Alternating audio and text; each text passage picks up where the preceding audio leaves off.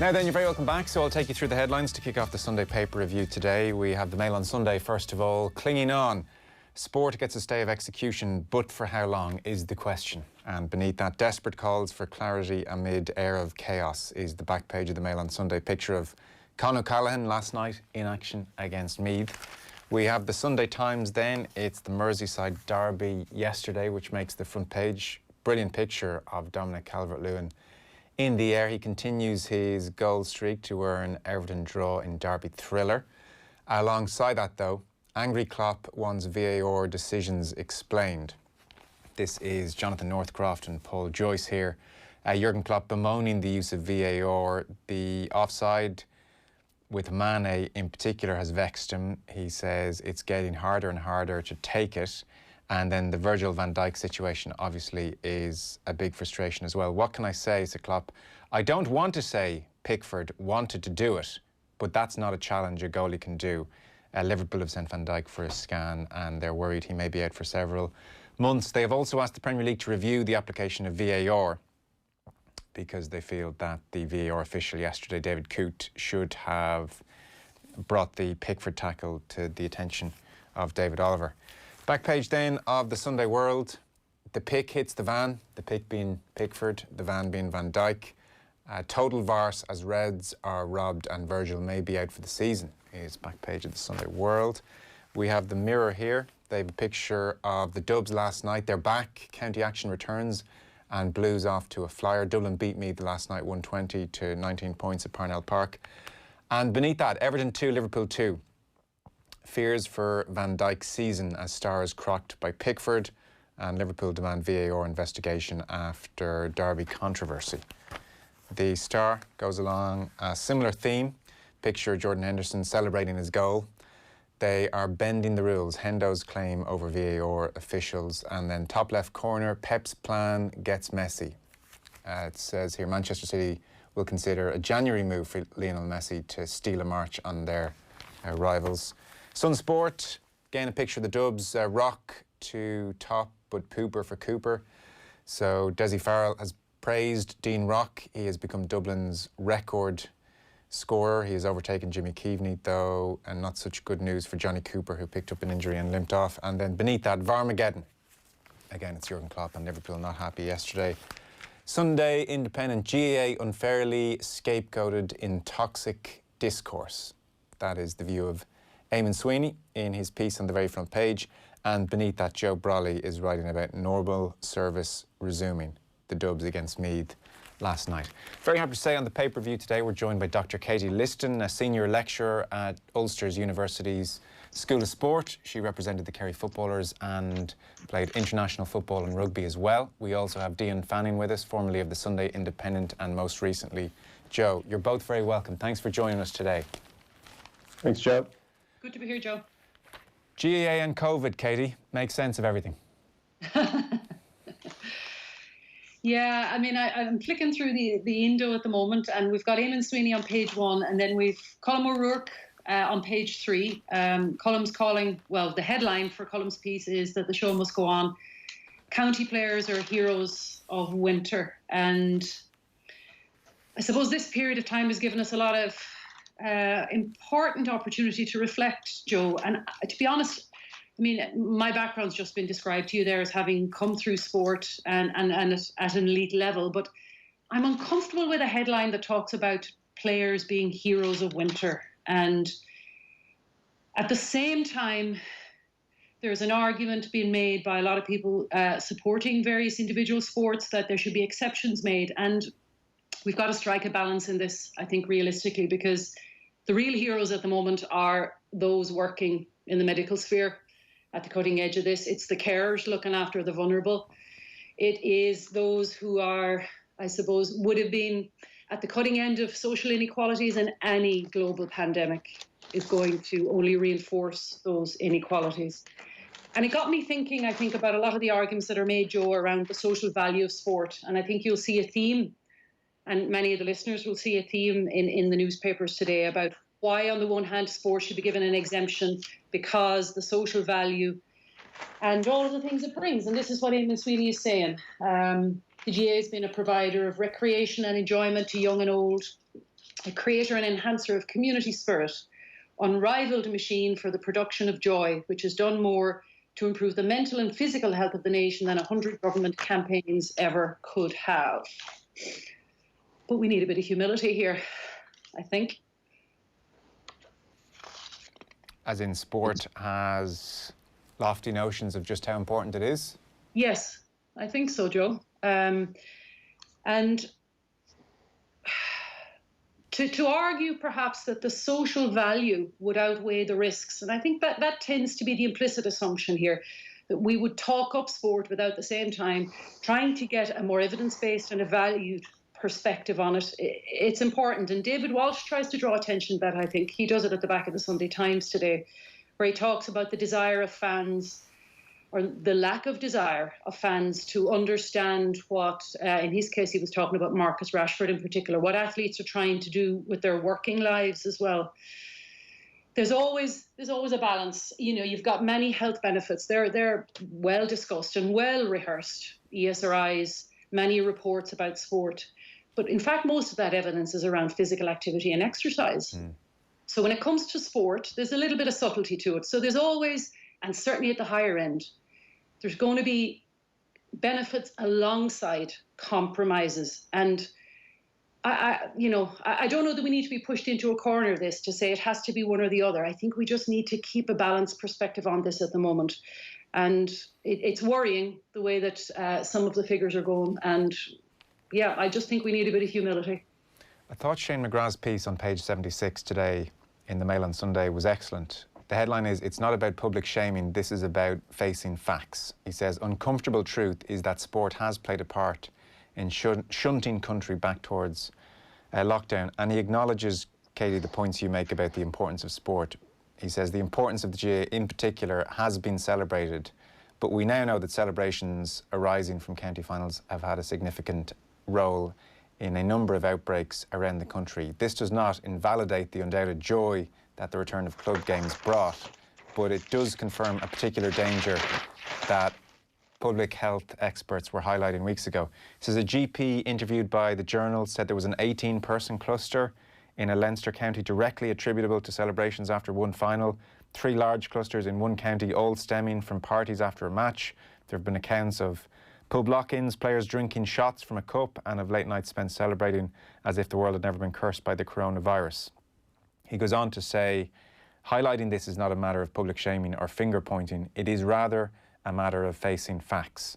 He says, yes, the lift that the GAA will give people can't be underestimated, but life clearly cannot go on as it has for the past 2 months. Living with COVID is not the same as doing what you want or what you did a year ago. And he finishes up by saying, as an organisation, the GAA got practically all of the big decisions forced on it by unimaginable circumstances right. It should not be diminished by a handful of idiotic incidents, but the effect of those incidents was significant. Community is about more than easy words. Dion? The thing I find with this, Joe, is that the response of saying, I don't know what should happen, is the one that seems to make sense a lot of the time. I don't know what the GAA should be doing. I don't know what the country should be doing. I don't know what any of us should be doing except doing the best we can to lessen the risk for ourselves and for our families. But like it is interesting reading the papers today to see facts marshalled on both sides of the argument, and being told that these are the facts, and then you can read an article that forms a different conclusion, and it also says these are the facts. And you know, as we know from this situation, there are a number of facts that can be called on to support whatever argument you want to make, and you know, and that goes. And I think the headline in the Sunday Independent over Eamon Sweeney's piece, "The GAA unfairly scapegoated in toxic discourse." Whatever about the first part, I would certainly say the toxic discourse is where we are now in terms of the whole society dealing with coronavirus, and I think that goes beyond Ireland. I think we were very lucky. Not lucky. Perhaps it's a product of the kind of country we have. But one of the things we had in March and April was an extraordinary unity of purpose, which I think there's many factors for that. There are many reasons for that, good and bad. But in that instance, it was harnessed for good. And people were very aware of what they had to do, and everyone was collectively very aware of what they had to do. For normal reasons, that collective approach has frayed. And the GAA and sport in general is at the forefront of that now, and it is. And I'm thinking back as well to like when the Premier League came back, like this idea of the GAA players being the heroes of winter. I think it was Danny Rose who said when the Premier League was going to come back, he said he said something like "fuck the nation's morale, people are dying," and there is that essential bottom line where you think, are the risks of this are the risks too great? Shane McGrath's points are very valid. But at the same time, Colin O'Rourke's points, Eamon Sweeney's points are also very valid. And the risks, like Shane McGrath is highlighting events that have happened around matches. Would events similar to them have happened somewhere else without those matches?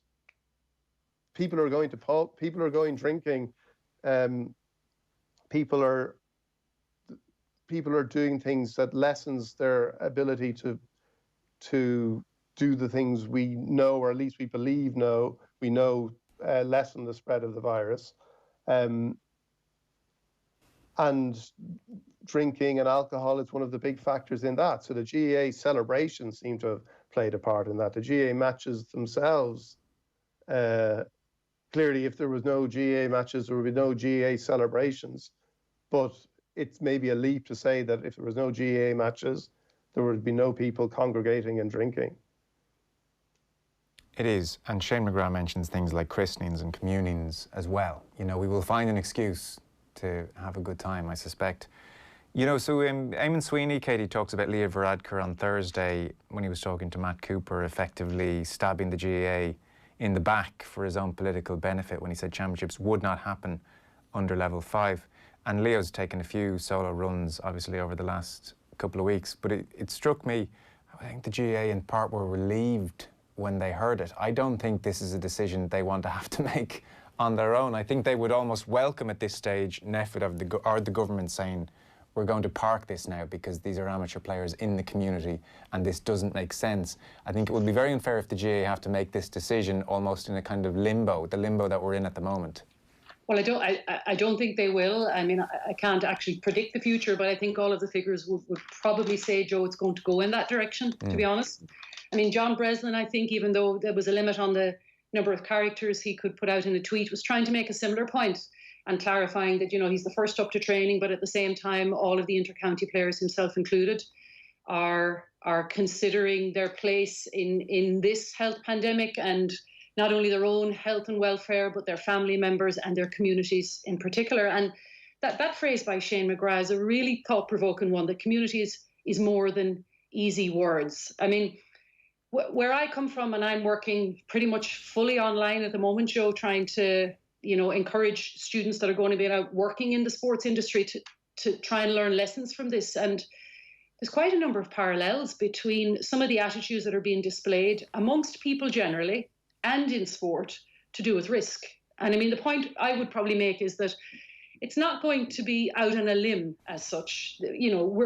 Every sports person is going to be wrapped up in this pandemic. And if you think about attitudes to risk in sport, generally speaking, you always get a group who think they're bulletproof.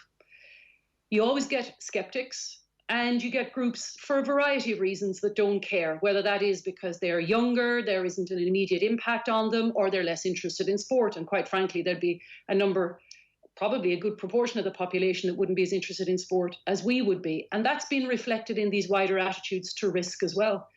And the behavioral science only tells us so much, because we have to try and grapple with this collectively. And I think Dion's point is well made, because you can control what you can do yourself, but the frustration starts to come when it's a friend of a friend, because we're all linked by these invisible chains. So to argue that the GAA have contributed directly to a downturn in the figures is technically not true, because it's people who are GAA members. Sure. And there are other people who are not GAA members who are doing the same, who will consistently access public areas without masks, without a medical exemption, and whatever that might be, whatever is the manifestation of it. In general, I think we all need to really reflect on how we can shift that balance towards more precaution.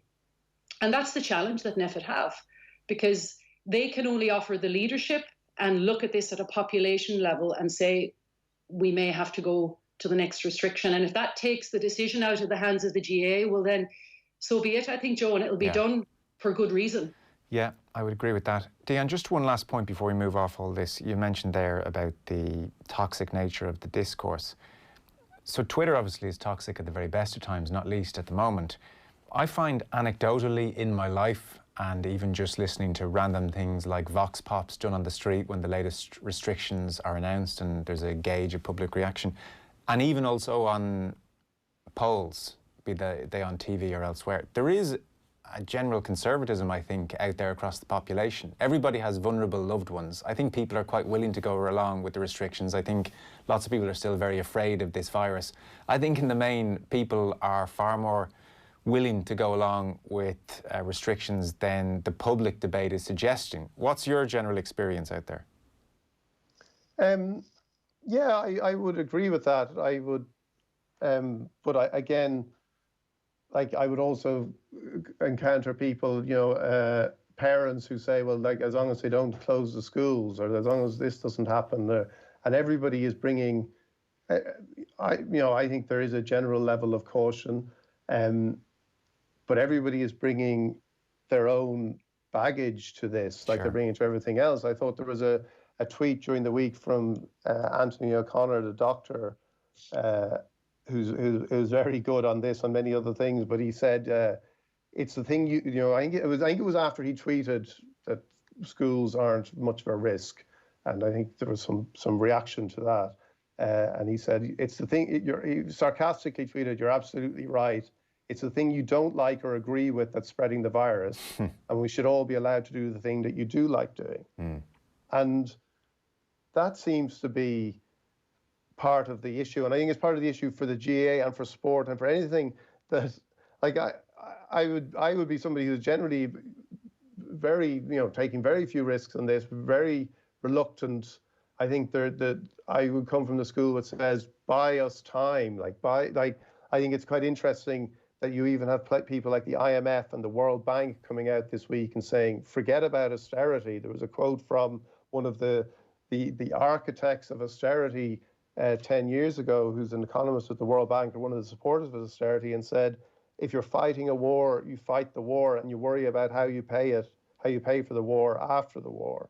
Now, I would be of that school. Let's deal with this and see what happens. We don't know what's going to happen in 3 or 4 months in terms of a vaccine or anything like that. So if you can, it feels horrendous. Like everyone felt that sense of dejection and despair, I think, when the level 5 Sunday, that news broke, and it was terrible for everybody. But at the same time, we have to get through this day by day, in a way that kind of, whilst knowing that it will pass and it will change. And I think on all sides there needs to be, like, I found one of the things that was as dispiriting, and you talk about Twitter, was the kind of the public, and again, this is where the GAA comes in, the public shaming, the idea that, like, if you go back to April and May, people putting pictures of people on a beach and saying, my God, let's be ready for a second wave now, because look at these people gathering on a beach. And you would look at a picture and you think, well, looks okay, actually. Or I'm not an epidemiologist. I'm an amateur epidemiologist, like everybody else now. But no matter how many times these pictures were posted and they seem to, at that stage, have no impact, on the actual on the numbers at that stage. It never seemed to kind of promote any humility or any sort of pause for thought in the people who would then post a picture and say, "Oh my God, look at these people! They're ruining it for the rest of us." So, but those pictures have a potency, and we all see them, and we've seen, the GAA acted after pictures like that appeared in regards to the club championship.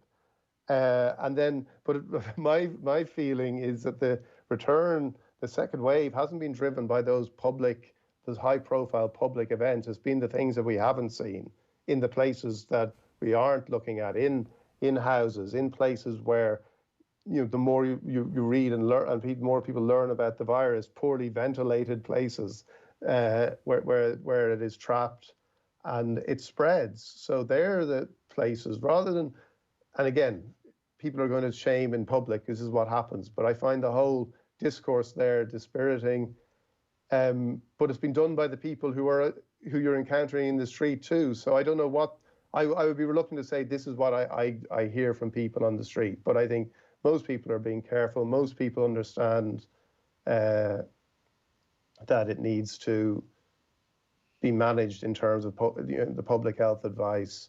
But I think everybody brings their own hopes and finds it very hard to kind of let go of things that they are holding on to because they're the things that are getting them through. Like, if I took in my instance, my son going to school, I see the benefit of him going to school. I look at the science and the evidence, and it seems to be that schools at his level are reasonably safe. If they weren't safe, I wouldn't want them going to school. I wouldn't want them going to school. But you try and find a balance on these things. But I think hopefully, if you shut everything down, it makes everything simpler. And again, that's what happened at the beginning. Things were simple. Things aren't simple now, and that is a problem. Yes, the reopening is definitely more complex. Katie, do you want to come in a final word on all this, on the tone of the discourse, or any of the points Dion made there? No, I think his point is well made. I mean, my partner has an all-island business working in education as well, and we can certainly appreciate the importance of education for parents and families across the island. I think Michael Dignan's, I think he was page 74. Was he alongside Shane McGrath in the Mail, Joe? Yeah. I mean, it's a contrast, isn't it? You have not about the public shaming, it's about facing facts. And then Michael making the point that we need hope, and the GAA can provide it. They can, as can many other realms of society as well, as long as we try and stay the course, essentially. To something totally different, and then wonderfully now by comparison, far less important. Dion, can I put something to you from the Sunday World? Roy Curtis here is looking at the general reaction to Stephen Kenny's first couple of games, and he says, PR puff is not the answer. Some of the reviews of Stephen Kenny's 5 games as Ireland manager could hardly read more like PR puff had they been authorised by obedient Stepford wives with laptops. He harks back to Eamon Dunphy talking about fans with typewriters. He says, the immense reservoir of goodwill that accompanies a palpably decent man into office should not submerge critical faculties. It didn't for his predecessors. And he talks about the treatment they received. He says, a cold audit reveals 1 goal in 8 hours of football, no victories in 5 games, Euro 2021 elimination, Nations League impotence. All of this against opponents who swim in the shallow backwaters of international football. So the reaction here to Stephen Kenny, in his opinion, Stephen, far too kind, far too generous, and, we string a few passes together and all is forgiven. I don't agree with that.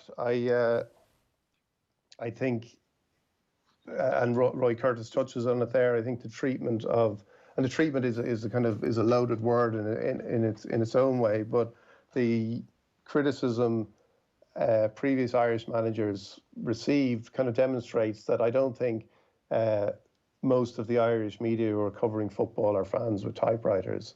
I think the FA, the history of the FAI and Irish football, and we've seen a lot of, we know a lot more about it now than we did a year and a half ago, but we've seen that I don't think fans with typewriters has been the real issue with Irish football for a long time. And I think if you compare it to other sports, if anything, the criticism has been that the Irish football team gets a much harder time than other sports. Rugby in particular, it's always being compared to that.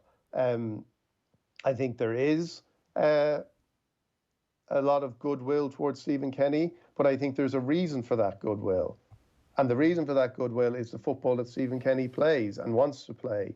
And I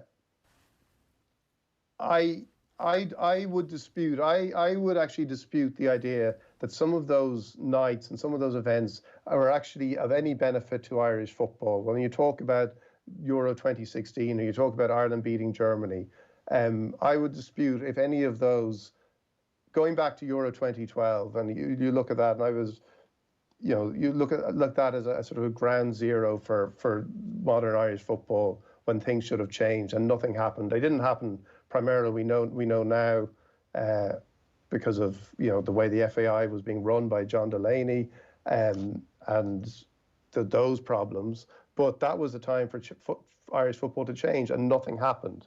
And instead, we had a succession of big name managers who provided those moments. A friend of mine used to say, "What's wrong with instant gratification? It's instant and it's gratifying." And that was how Irish football was run. That we just had these moments, we took the hits, we got our adrenaline hit, and then we just forgot about it. And I don't think, I would look back on Euro 2016 and say it was a complete waste of time. Complete waste of time in the history of Irish football. We got nothing from it. The FAI and Stephen Kenny is starting on a road which is actually has potential to be far more significant and far more important for the production of Irish, for the future of Irish football, the way Irish football is played, and the development of players in this country. And I think everything that happened so far, I actually don't understand the reaction, the worry, the concern at this point. I thought the Slovakia game was encouraging, would have been even better if protocols had been followed on the plane, and Irish close contacts regulations weren't as strict as they are, and we had Aaron Connolly on the pitch. But I think there's a lot to be encouraged by in what's happening, as well as being Nations League games, which are tough going and a tough situation anyway. So I feel that I really don't see the idea that somehow Kenny is getting a pass. And I know this, like, people know Stephen Kenny. He's not somebody who has come in. A lot of the people who cover Irish football would have worked with them and known them for a long time. But honestly, we've been, I covered Ireland under Brian Kerr, and there was the reception on the day Brian Kerr was appointed was, there was this euphoric reception in the Shelbourne Hotel the day he was unveiled as manager, and it didn't stop the criticism or the ideas that and it won't stop it now. So I don't think that really is an issue. No, I don't think so. It's so early in his reign. Two pieces catch the eye as well on Stephen Kenny, Katie. Sunday Times, promise remains, but Kenny awaits progress. This is Paul Rowan. John Giles was on this show on Thursday, and Paul Rowan writes that after the Finland game, it's difficult to argue against John Giles' assertion that Ireland just don't have the quality in midfield to play the type of passing possession football Kenny is demanding. Giles's old nemesis Con Houlihan used to decry the approach of the team back in the 70s when Giles was the manager, and the ball was often played sideways despite the crowd's impatience. For a moment last week, Giles somehow managed to sound like Con himself when he made the same complaints and advocated fullbacks knocking it on to the forwards. And then alongside the piece by Roy Curtis, Paul McGrath, similar sentiment, I think, maybe to what John Giles was saying, Says he admires Stephen Kenny, but asking our lads to play this kind of game when Stephen hasn't even had a training camp with the lads was a big ask. He says, I'm not advocating caveman football. I just want us to get the ball quicker into the opposition penalty area. And he says, I'm sorry, for all the talk of nice passing moves, and there have been plenty of them over the 5 matches of Kenny's reign, there have also been balls given to the opposition when under no pressure, balls played out over the touchline when under no pressure, and balls played that had promise, but for which the intended recipient was not on the same radar. So Paul McGrath, not so sure either. Yeah, no positives in passing game is the headline that goes with that one, Joe. I mean, he also, to be fair, makes the point that Stephen Kenny has gone for it. He says Kenny went for it and he took this huge job on, knowing that the game with Slovakia was looming.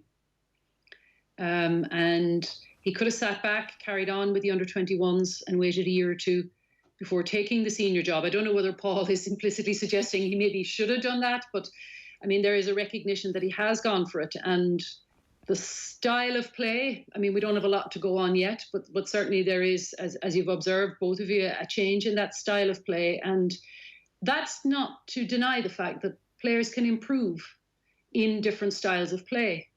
So, I mean, this is the elite end of the game. There's always going to be individual errors, irrespective of a system of play. And as a fan, speaking for a minute, when I watched the game for the first time in quite a number of years, I felt a sense of pride. I enjoyed what we were trying to do. And, you know, but for a whole series of events, there could have been an upright as the difference. There could have been a penalty that went one way or the other.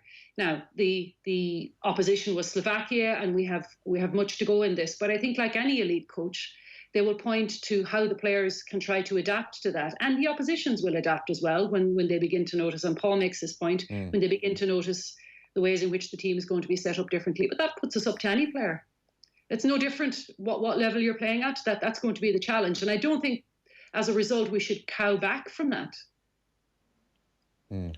I think that's Katie's right. I think the other thing that brings up is this idea that somehow, like, you know, we reference those great nights, but there is no recent golden age that Stephen Kenny is trying to escape from.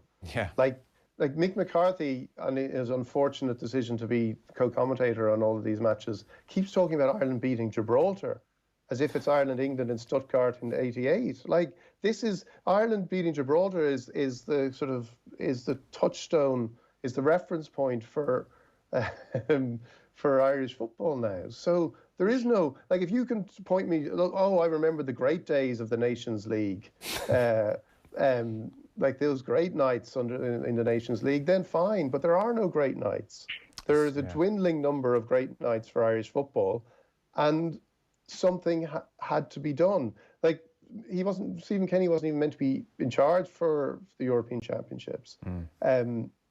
Something had to be done in Irish football, and Stephen Kenny is the right person to do it. Like, the association is trying to change. They've appointed, you know, a new CEO last week, and these things are important. And as Katie said, I that sense of pride when you watch the team, I believe that under Kenny you will actually, that will grow and prosper in a way that it didn't, and it didn't under previous regimes. And I think there's nothing that we're harking back to. This is as good a chance as any for Irish football on and off the field to actually change how it operates. Yeah.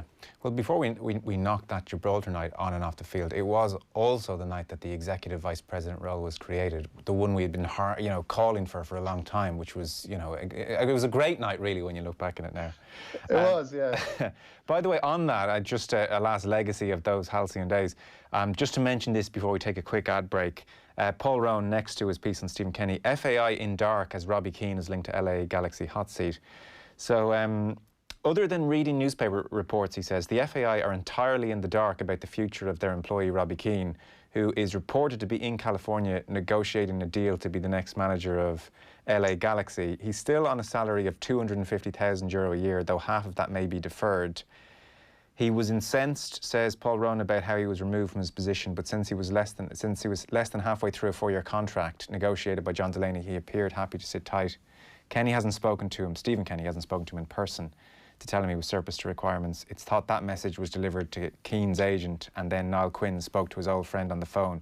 So it's hardly surprising Keane would not be keeping anybody in the FAI in the loop about what's going on with LA Galaxy. So that's ongoing at the moment. We're going to take a very short break. We're going to continue in all our social channels with Katie Liston and Dion Fanning. After the break, though, here on the radio, Crystal Palace against Brighton is coming your way with Stephen Doyle and Kenny Cunningham. So that's on the way in the moment, but we're continuing here on all our social channels with Katie Liston and Dion Fanning. And just like that, we will continue. So that's the GAA and COVID, and that's the Ireland situation. For a total change of pace, something very different. In the Sunday Times magazine, Alex Scott is there. She's done a sit-down interview with Rebecca Myers. Starts off by making me feel pretty miserable, to be honest. Remember all those things you'd hoped you'd do in lockdown? Well, Alex Scott actually did them. At 36 years old, former England footballer turned television pundit.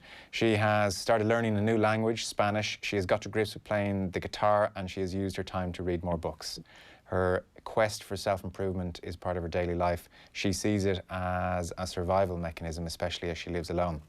I've got my Spanish lesson later on. She'll say, I need to do my homework for that, or I'm going to cook today. The next day, she says, I can wake up and ask, what is my purpose today? I feel really low. I don't even want to go for my hour's walk. So it's the COVID experience lots of people are having. She talks, Dion, at length here about, and I didn't realise actually she was of Irish descent as well. She's of Irish and Jamaican descent. How did you miss that, Joe? I mean, you know, I need to ring up Sue Ronan and say, seriously, she had an Irish mother. She's made a real impression in the last couple of years as a pundit, and she talks at length on about the treatment she's been on the receiving end of. Pretty horrific stuff. Threats of rape, threats of violence, constant abuse. She had to seek therapy to deal with it. So she's had a wonderful time, I suspect, but also a really dreadful time over the last couple of years. Yeah, it's horrific what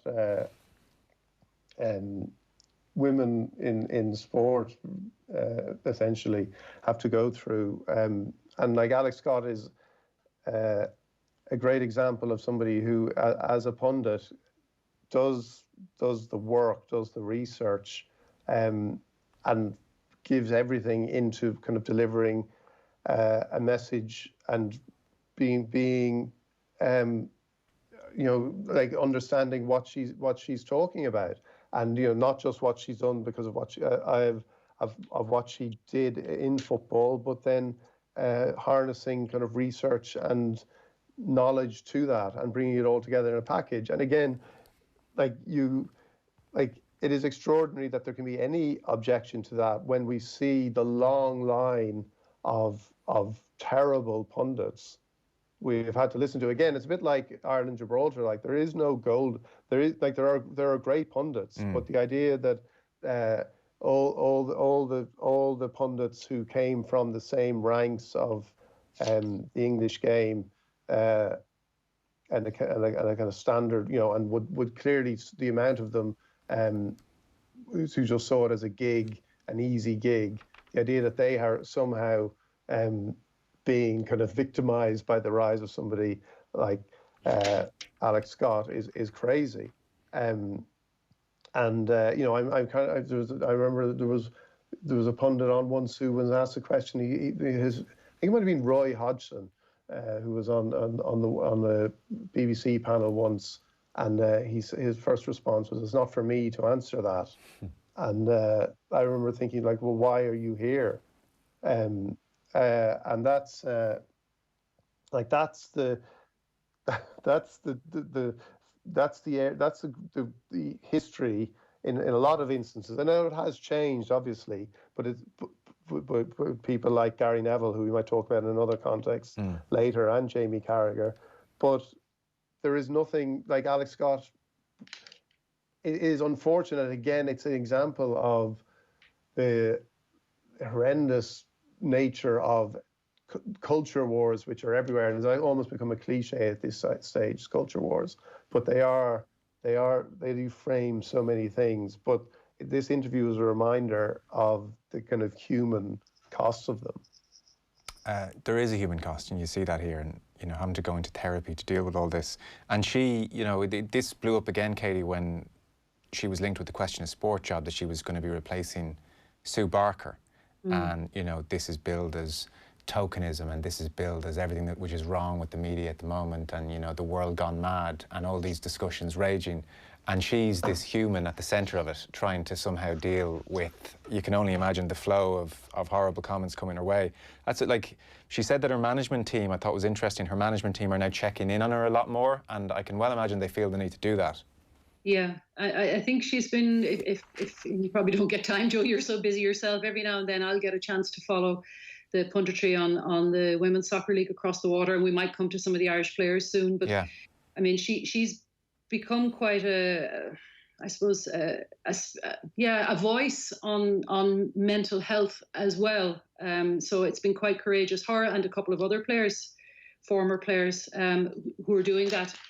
I think her interview is interesting as well, because I mean, she's, I think, 36, and her career has charted, I think, the development of women's football as well. She started at quite a young age, at 8 or 9.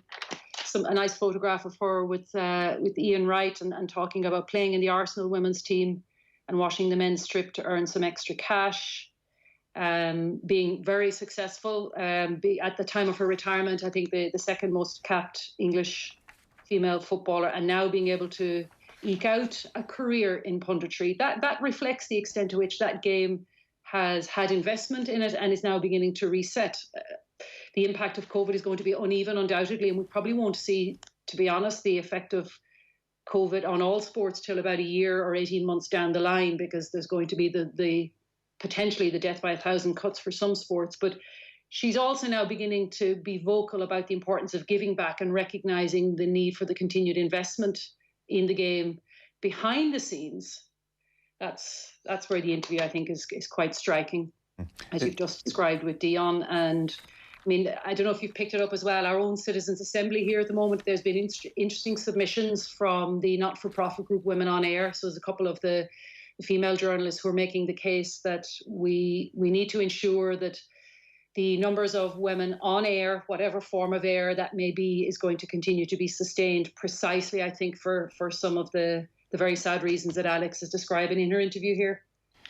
That point you make about the delayed reaction and the impact on certain sports, is that something you're working on at the moment? It sounded like that was a very informed point you were making, or you've been... Oh, thanks.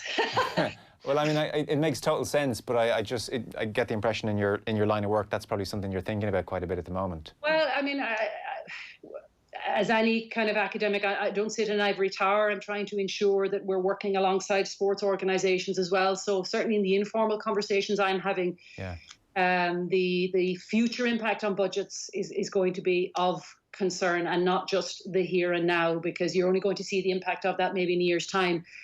Depending on when, COVID struck, when a sponsorship deal might have stopped, when there's likely to be any reinvestment. And that's for 12 or 18 months down the line in particular, especially the sports that are relying on spectators, Joe, even more so, literally in football.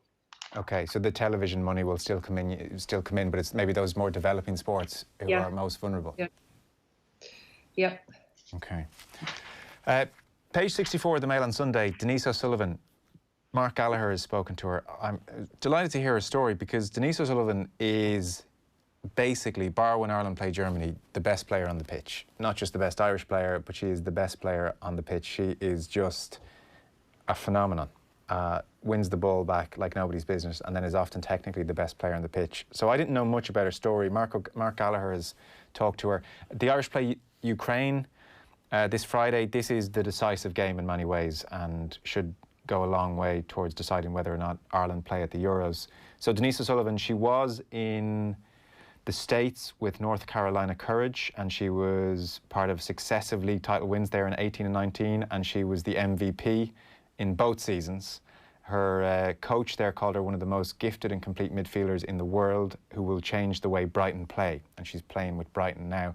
Vera Pauw, Irish manager, has called her one of the best players in the world. 26 years of age, youngest in a family of 10 children, from Cork. Roy Keane, her hero.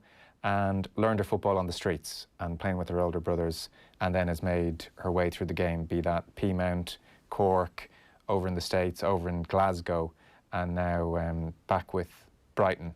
And remarkable player, brilliant story as well, Katie. Talks about the loss of her father. It's good to get to know some of these players, because every time I've watched Ireland, she's just jumped out, you know, as a really phenomenal player. I didn't know too much about her, so it's nice this week to get that interview with her. It is, and a phenomenal player, and you can see her personality come out on the field of play as well, Joe.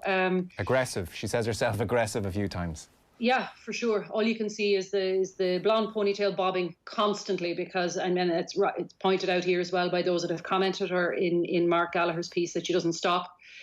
She speaks herself as well about the extent to which she's now gradually, I suppose, changing her role a little bit, and she was encouraged to play a little bit more deeply. So she talks about the number 6 role. I was interested in how that would be reflected in her game at Brighton of late.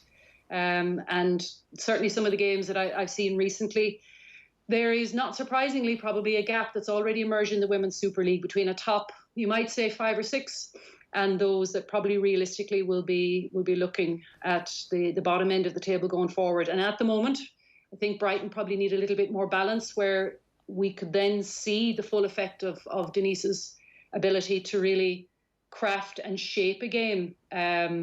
But she doesn't step back from that kind of challenge. Her and Katie McCabe and others, and Katie's obviously playing with Arsenal. I think they played each other quite recently as well. This is going to be a crucial game for the Irish team.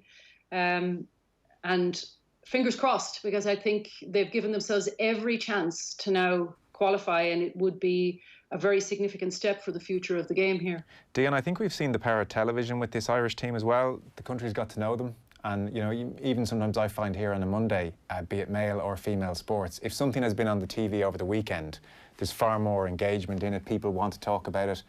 This match is going to be on the TV on Friday night. Denise O'Sullivan is one of those players I think who's really made a mark in the last 18 months with the Irish public. Yeah, and I think it demonstrates the power and the necessity of actually promoting the game. You know, the idea that was the sort of fallback for so long, oh, people aren't interested, or people don't want to know, that is disproved by the response when games are shown and games are publicized. And there is a huge opportunity. I think, you know, we've seen it globally with women's football, like, you know, the opportunity it has for growth, and there's a huge opportunity for the women's game here, if it is backed and if it is funded, for players to be at the forefront of that, because it is like, her story is remarkable, but it is, again, and you know her journey and the club she's been to mean that, you know, we will have players at clubs at clubs that have potential to be successful. And then if the Irish team can be successful, that will be massive, not just in terms of, you know, participation and those things which are important, but in terms of becoming you know, a hugely popular sport. And again, if we go back to the old regime and the FAI, like the bravery, again, we've probably all read Champagne Football at this stage, but the bravery of the women's team in dealing with what they had to put up with was exceptional during that time with the FAI, you know, under John Delaney's FAI. It's not just that they deserve. I think it's something that needs to be recognised as a really potential growth area, and that's what you're right. When it is on television, people respond to it, and I think it's important to understand that that's how it works. Not just a question of we give the people what they want, what we believe they want, which is a kind of very lowest common denominator approach. She makes a point, Katie, that Vera Pauw was on the show a couple of weeks back. We had a really brilliant discussion with her, and she was going to fountain of wisdom and all this stuff. So Denise says here about her upbringing. Since I was 7 years of age or even younger, I had a ball at my feet. I'd come home from school, leave my bag in, just go out in the street and play for hours until my mum called me for dinner. I think that's where the aggression in my game comes from being out playing a lot of street soccer with my brothers. When I was growing up, I had to be aggressive, and there were no girls' teams in the area. So at 9, she joined the local team, and then later on she moved to a girls' team. In terms of the development of our female sports people, Vera Pauw was adamant, absolutely adamant, that all the best players in the world grew up to a certain age playing with boys, mixing it with boys, and she was saying that is the route we have to go. She was against the idea of an academy where it's girls and boys from a very young age, and she said, I can name you the players on a pitch who I can be almost certain who has played with boys growing up and who have gone maybe more academy route from early on. It's kind of an interesting point now to start discussing. The previous generation often by necessity didn't have a girls' team, and now I suspect that has changed. What is the best way to bring talent through is a discussion we need to be having pretty seriously. I was just going to make that point, Joe. It's a couple of years' time, we'll have the 50-year anniversary of the establishment of the WFAI, which, as you know, is now integrated into the FAI. And there's a couple of things that concern me going forward. One is potentially at the elite level in terms of talent, the extent to which we may become reliant on players like Denise or others being based abroad, because then there is quite a gap that begins to appear between the level to which they can achieve and our own Women's National League, which I think the FAI acknowledges needs additional support. There's resource that's needed at that level in particular to ensure that, if Denise, for instance, had stayed at Peamount, would she been able to develop in the way she did by being forced to go abroad, essentially? And alongside that, it's not that generation hasn't gone yet, Joe, the extent to which you would describe a young girl today who maybe has the opportunity to go straight into an academy or into a girls' football team at school. It's not necessarily the case.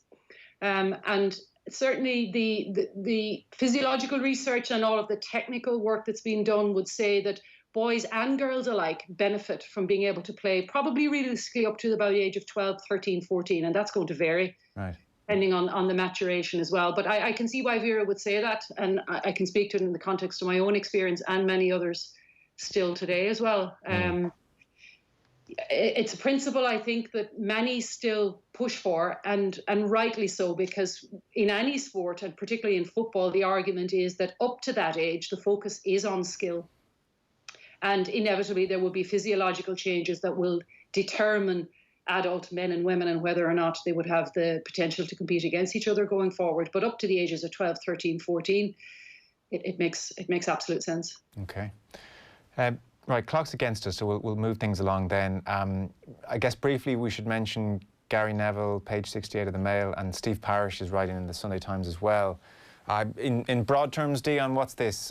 Premier League greed versus the rest? Neville is furious at the big picture idea, and now very quickly he's part of a group which have come up with their own idea, a spreading of the money around the game. Arsene Wenger this week was saying he's just not actually sure that the number of, 92 professional teams, that's viable anymore. We're just going to have fewer professional teams. Either way, we're at something, it feels like, of a pinch point for the future of the game, certainly over in England. Yeah, Gary Neville's plan,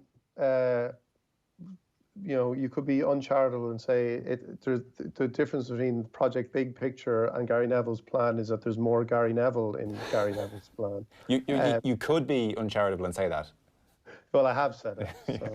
So, there's talk of his plan has more. There's talk of an independent regulator for football. Who now I think in Ireland we are a chill runs down our spine when we hear the words independent regulator, because we have many experiences of independent regulators that haven't worked out so well.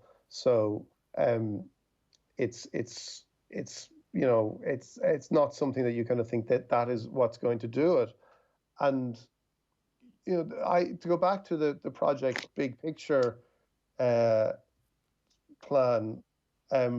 like many people when I first came out earlier this week. It's funny how things move so quickly these days. You say I first came out as if something happened 15 years ago. When it first came out on Tuesday, like everyone else, oh my God, this is a this is a power grab, and this is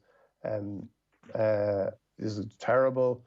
But then when you look at it, and I think also when you look at the response, which a lot of the time seem to be framed in terms of how dare you think about reducing the Premier League from 20 clubs to 18? How dare you think about getting rid of the League Cup? There was a little bit of nostalgia in it, and again, like a lot of the things we're talking about today, there is just this sense of what are we? Don't change the things that makes this competition or this country great, or this whatever it is. Don't change those things. And the one thing the Rick Parry project Big Picture idea had was it does have a really strong idea, perhaps outweighed by the other elements of it in terms of the Big Six, but it does have a very strong idea about bringing all the clubs in England with them in terms of allowing them to share in the television deals, not giving them parachute payments, not saying, right, there's a trickle down there. Now, the other side of it then, it emphasizes the power of the top six especially, and there are certain elements of it which you would think could be used very badly, like the power to kind of look into have a say in who owns other clubs. But it was trying to do something different in terms of bringing other clubs with them, and you look at like like Neville has a quote in his interview about what about that kid who grew up as a football fan that loved football and went on to become a Premier League owner, the dream of every kid. One day I want to own a Premier League club. Go back to being that kid again. Remember having facilities and pitches, football and football boots. Give money to people who need it most. There's enough money for the Premier League to be the best league in the world and for us to fund grassroots. Now that's a noble idea, but it kind of ignores the reality of who owns football clubs in England today. Katie, I know you picked out as well Steve Parish, the part owner. He's chairman as well at Crystal Palace. He was writing about the whole thing. Yeah, picking up on Dion's point as well, he talks about the combination of jeopardy and glory are essential to what we in English football, believe to be sport. It's our culture, makes the league what it is. So he's in favour of keeping the meritocracy. He's in favour of giving the lower leagues, the teams in the lower leagues, the opportunity to try and aspire to this idea, which increasingly it is an idea when you think about the ownership of the top 5 or 6 in particular. The concern I have reading between the lines, and I guess this is still on the basis of media leaks so far, Joe, is the potential impact on academies and the smaller teams essentially and their development systems that could likely be impacted even further. Jonathan Norcroft makes a similar point, I think, on the page 11, just alongside Steve Parish's piece, when he talks about mega teams, which was his word, who would hoover up more kids from far and wide. It's going to be an interesting time ahead. I think by the sounds of it, these discussions have been ongoing behind the scenes for many years. In any case, this is all wine in new bottles, isn't it, for those of you that are following the game and understand the ways in which the more powerful teams would seek to try and maximise their position, particularly by reaching to Europe, and obviously the kind of the suggestions as well about the European Super League. That's going to be tied in very directly to whether or not this kind of proposal would take off. I think. Sorry, Dion. Yeah, no, I think it is. There is a natural, like everything Katie says, I agree with, and I think I do think there is a point, and it's probably got where any romantic notions you can have about top class football have to just be abandoned, and it's and it is something now that it is like. We all like the idea of the clubs remaining the clubs they were in the clubs that were rooted in their communities, like the great clubs of the north of England that were rooted in their communities and had some there was a link between the community and the club as it appeared at 3 o'clock on a Saturday afternoon. But that is becoming more and more, seems more and more like a fantasy, and it's also a kind of a fantasy for a sort of an unwelcome fantasy a lot of times for the supporters themselves. Like, look at the Newcastle United fans' reaction to the prospect of being owned by Saudi Arabia. Essentially, it wasn't "we don't want Saudi Arabia," it was "we want Saudi Arabia's money," and that is and how you counter that, I don't know. And like the things like the European Super League, which Project Big Picture would seem to allow more time for, I don't see a way where it doesn't become bigger and brasher and more off-putting in many ways, but also a bigger part of the entertainment industry. And the satisfaction and the community enjoyment, which is essential in so many levels for sport, that's served somewhere else. One last story then to hit on. It's page 10 of the Sunday Independent main section. Katie, you picked this out. Brown to push new gambling laws through next year. This is James Brown. He's the Junior Minister for Justice, and he's bringing forward legislation. One of the biggest pieces of legislation in the last 10 years. He's due to publish the Gambling Regulations Bill before Christmas. The Wexford TD expects it to go through the Dáil in 2021. He's speaking here to Ali Bracken. He says, our gambling laws at the moment are based on analogue gambling, but it's all online now. The gambling laws are not fit for purpose. The nature of gambling has changed and it's unregulated. Now everyone has a casino on their phone. There's not much interest in even developing actual casinos anymore. So this is long overdue. It is long overdue. All of the final year students in sports studies here at Ulster, Joe, are beginning their research projects at the moment, all of which, of course, will have to be conducted predominantly online interviews like this, surveys and so on. And I've seen an upsurge even in the interest in the students in researching what's going on here by way of online gambling in particular. And under the new laws, James Brown is proposing an outright ban on credit card gambling, abolishing gambling incentives such as special offers, and the introduction of affordability checks. So the checks would introduce regulation on how much people can gamble depending on how much they earn. So, I mean, it's going to have a lot of implications for sport in particular. I picked it out because it's in the main section. And, you know, those of us listening on at the moment mightn't join up the dots a little bit. What interested me was 2 columns to the right. He acknowledges in the very same article, and here's the link, horse racing is a huge part of our economy and culture. He said he planned to ensure that the new laws are not so severe that they lead to a surge in illegal gambling. And there's a lot more awareness, I think, of the extent to which online gambling companies in particular have even adjusted their practices over the course of COVID to try and maintain, if not improve, their financial positions as well. And there's been a surge in young people seeking support. I know this from the research on sports gambling. So I think this is very welcome, and I hope that it's given due recognition as part of the discussions and the journey it takes through the Dáil. There's various quotes. I don't think this is news to anyone, but it's here in black and white anyway. Professor Colin O'Gara, head of addiction services at St John O'Gott Hospital, Dublin, told the Sunday Independent last week children as young as 15 are betting via mobile phones. It's important that when someone has a gambling issue, it's identified and targeted early. The independent gambling regulator will play a key role, and there'll be research on how gambling happens, how it can become a problem. It is a big problem, Dion. It's in every country. It's certainly in this country as well, and regulation has got to be at the forefront increasingly. And we've been hearing for years about